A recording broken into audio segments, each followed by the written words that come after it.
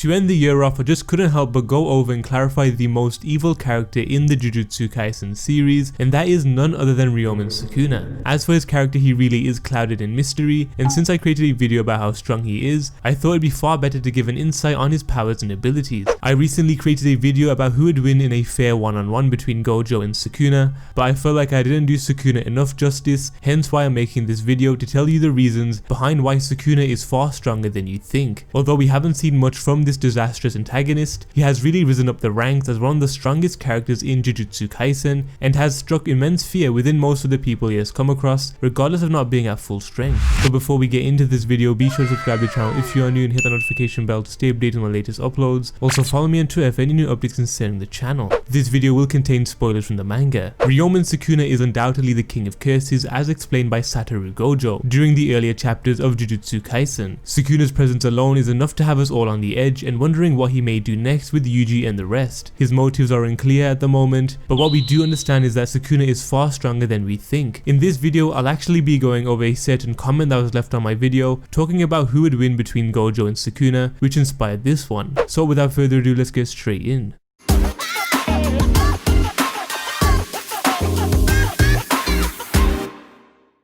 First of all, it's best if we get a better perspective on Sukuna's powers and abilities, as we'll quickly summarize what sort of techniques the King of Curses has to his advantage. Ryomen Sukuna is beyond powerful, and with this immense power is his supernatural reflexes, speed and toughness. The only person who has a slight edge in these categories is Satoru Gojo, and what makes it even more insane is the fact that Sukuna is nowhere near his full strength and already being compared to the strongest sorcerer of this generation, even after being laid dormant for over 1000 years, which is absurd. To begin things off with his ability is Sukuna's metamorphosis. I've covered this countless times, but it's basically Sukuna being able to create eyes and mouths on Yuji's body. Alongside this is Sukuna's immense cursed energy. Exactly like Gojo, Sukuna is a natural at using as much cursed energy as he wants, since he's a cursed spirit after all. He can use cursed techniques countlessly without feeling any exhaustion at all. Compared to a Jujutsu sorcerer, Sukuna's cursed energy is like breathing air. However, for sorcerers, since they are not created out of cursed energy, they must go through many difficulties and trials to obtain immense cursed energy. One of the biggest mysteries in Jujutsu Kaisen are the reverse curse techniques. This is a very rare ability and is so hard to obtain as a sorcerer. Reverse curse techniques uses positive energy rather than negative energy, which allows Sukuna to regenerate lost limbs. Gojo was able to cheat death through using reverse curse techniques. The simplest way to put it is that normal curse techniques takes things away, whereas reverse curse techniques are the opposite and grant you stuff if used properly. On to the next set of abilities is Sukuna's ability to create binding vows, as seen when he had used it with Yuji. This contract is a way for Sukuna to gain access in the human world without violating the rights of Yuji. Now if Sukuna were to break this binding vow, then it goes by the saying, what goes around comes back around, meaning he'll face major repercussions at an unknown time. Even for the King of Curses, is a major inconvenience, exactly how bad luck works. Sukuna also uses cursed weapons, both looking like knives, which are named Dismantle and Cleave. These can cut down an opponent in an instance, which I find insane. The only other proficient sorcerers who use cursed tools were Yuji in the beginning, Nobara with the hammer and nails, Maki and Kusakabe. Alongside these limited techniques which have been revealed to us in this series is Sukuna's new curse technique that we have no clue about, and that is Sukuna using an unnamed fire ability. We got to see this technique displayed against Jogo. Sukuna absolutely blitzed Jogo, whose whole curse technique is based upon fire, but with ease Sukuna uses his fire ability to engulf Jogo in flames and kill him. What we can tell from this fire ability is that Sukuna can actually articulate it into objects, for example replicating a bow and arrow out of fire and demolishing everything in his path. Now onto Sukuna's domain expansion, which is classed as Malevolent Shrine. We've got to see this animated during the Cursed Womb arc, as Sukuna sliced the finger bearer into pieces in seconds. Anyway, Sukuna's domain expansion creates this Buddhist shrine full of skulls, but Sukuna's domain doesn't create a separate space using a barrier, but instead a binding vow is made, so the area within a 200-meter radius practically becomes Sukuna's domain expansion, destroying anything and everything within this vicinity. So to break it down, Sukuna's domain expansion is a tail beast bomb but on steroids.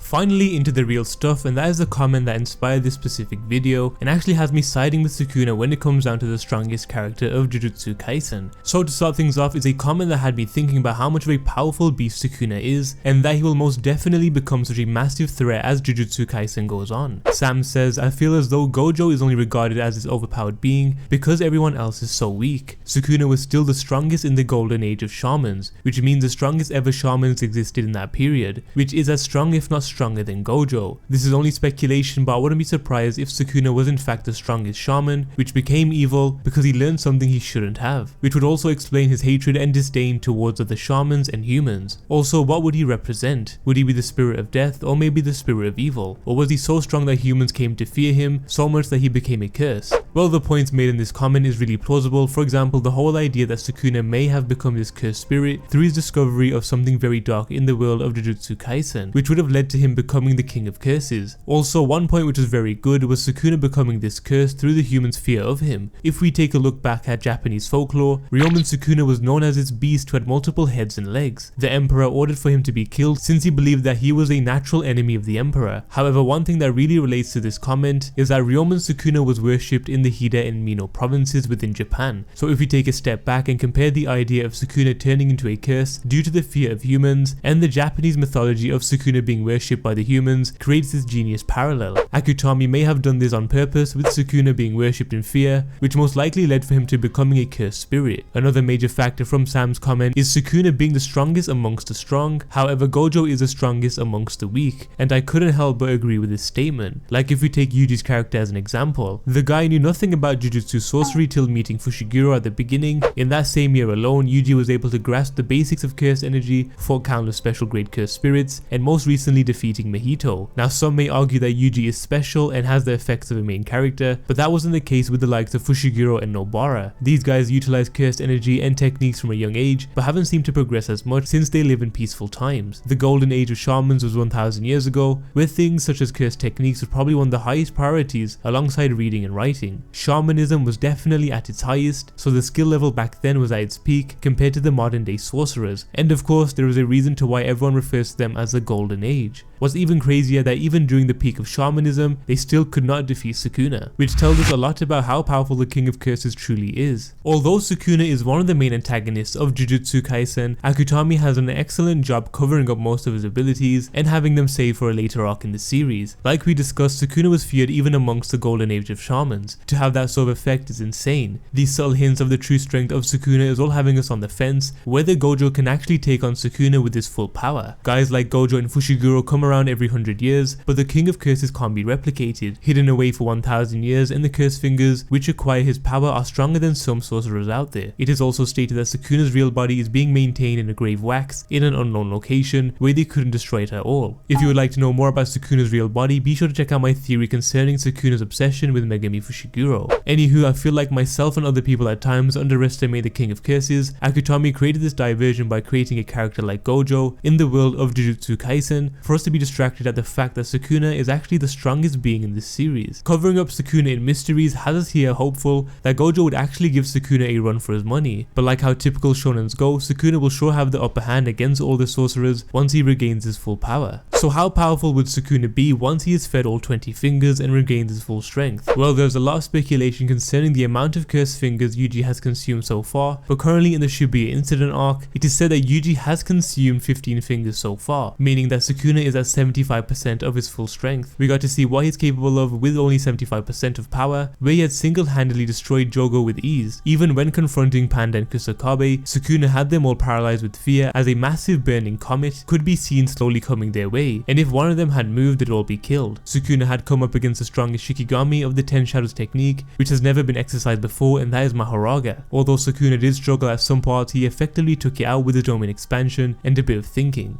Throughout his battle with Mahoraga, Sukuna didn't seem fazed at all, but instead was excited at the challenge set before him. Mahoraga is able to adapt to attacks in seconds, thus why Sukuna used countless barrages of dismantle and cleave. But with the immense regeneration, Sukuna realized that he must do more in a short amount of time to completely make Mahoraga useless, in which he accomplished. Funnily enough, Sukuna didn't even break a sweat in this fight. As for Sukuna's complete strength, he must definitely have countless other techniques under his sleeve. He was able to use a fire ability on Jogo, so it wouldn't be out of the blue if Sukuna had more powers and abilities. Since Sukuna was the strongest amongst the golden age of shamans, then it's bound for him to have much more in his locker. Well, we've come to the conclusion of this video, and I do hope I did Sukuna's character justice based upon how powerful he really is. This sort of creates a tide in the debate between Gojo and Sukuna, since it's quite hard to come up with a final answer to that battle. battle. Sukuna, who is the king of curses, is way stronger than we thought. I'm sure Akutami is saving his true powers for an arc in the future where it would create an imbalance in the world of Jujutsu Kaisen. But what do you guys think of this video? Do you all agree that Sukuna was the strongest amongst the powerful and Gojo is the strongest amongst the weak? Be sure to let me know your thoughts in the comment section below. As always, like this video and subscribe to the channel if you're new. I'll see you guys in the next one.